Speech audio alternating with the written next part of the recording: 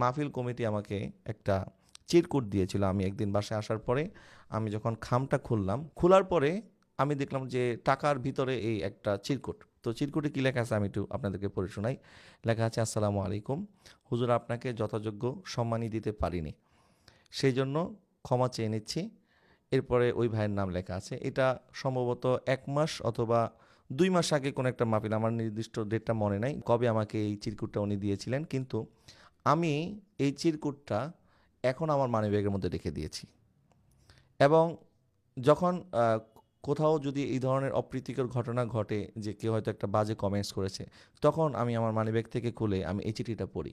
তখন আমার মনটা ভালো হয়ে যায় যে আল্লাহ পাক তো আমাদেরকে অনেক নিয়ামত দিয়েছে। যেই ভাইটা আমাকে এই চিরকুটটা দিয়েছেন, ইনি ইনি এখানে লিখতেছেন যে উনি আমাকে যথাযোগ্য হাদিয়া দিতে পারেন। আসলে কিন্তু উনি আমাকে আমার গাড়ি ভাড়া যেটা খরচ হয়েছে